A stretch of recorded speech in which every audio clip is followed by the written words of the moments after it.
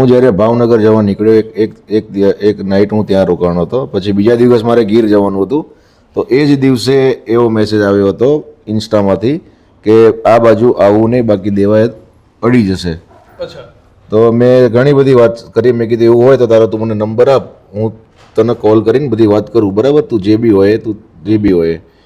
તો પછી એને મેં 2 કોલ કર્યા, કોલ ઉપાડ્યા નહીં. પછી એને એવું કીધું કંઈ વાંધો નહીં, તારું લોકેશન મળી જશે અને કાયદેસર તને અડી જઈશું, આમ તેમ. પછી હું ગીર ગયો. પછી એમના હું જે ક્રિષ્ના હોટલમાં રોકાણો હતો, એમને મને રાત્રે બી કીધું કે ઓલા દેવાયત આવેલો છે. તો મને એમ કે તો એનું કંઈ કામ હશે તો આવ્યો છે, આપણે તો કંઈ માથાકૂટ એવી કંઈ કરવાની હતી નહીં, તો આપણે એવું કંઈ હોય મગજમાં. તો અમે એ બી જવા દીધું કે ચલો હશે. પછી સવારે અમારે જવાનું હતું સોમનાથ. 11:15 હું સોમનાથ જવા નીકળ્યો. તો ત્યાંથી 200 મીટર હું આગળ ગયો. 200 મીટરમાં આગળ ફોર્ચ્યુનર 80ની સ્પીડમાં આવતી હતી અને મને લાગ્યું કે આ ગાડી કેમ મારી સામે આવે છે. જેવી 100ની સ્પીડ હશે એવી જ મારી ઉપર ઠોકી દીધી ગાડી.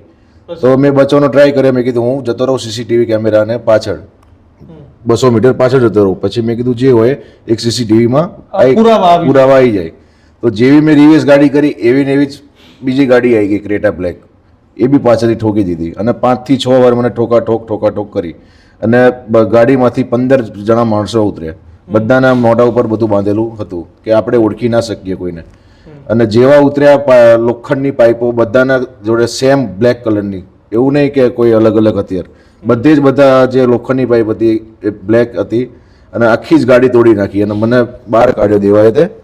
અને આમ જેવો બહાર કાઢ્યો, ચેન મારી તૂટી ગઈ. ચેન તો એ ગઈ અને પછી એનું જે પહેર્યું હતું રૂમાલ એ ઉતરી ગયો. એટલે હું ઓળખી ગયો કે દેવાયત જ છે. તો મેં દેવાયતને 5 વાર કીધું, મેં રહેવા દે, ખોટું થાય છે, કે તને મૂકવાનો થતો નથી. અને રિવોલ્વર કાઢી કે આ 2 નંબરની રિવોલ્વર તો હું તારા માટે જ લાવ્યો છું, તને તે મારા ઉપર કંઈ બી હવે આગળ કર્યું પોલીસ કાર્યવાહી તો હું તને ઠોકીને પાડી દઈશ, એ રીતના.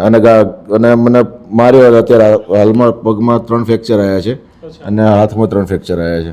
કેટલા જણા મારવામાં હતા? 15 જણામાંથી 4 જણા મને મારતા હતા અને બાકીના જે બધા હતા એ ગાડી ઉપર હું ગાડીને તોડ નાખી. તમારી સાથે કોણ હતું?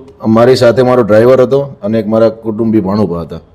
એમને ઈજા પહોંચાડી? ના, એમને ઈરાદાપૂર્વક ખાલી મને જ મારવા આવ્યા હતા. એવું નહીં કે બધાને મારવાના, ખાલી ઓનલી ફોર મને જ થાય.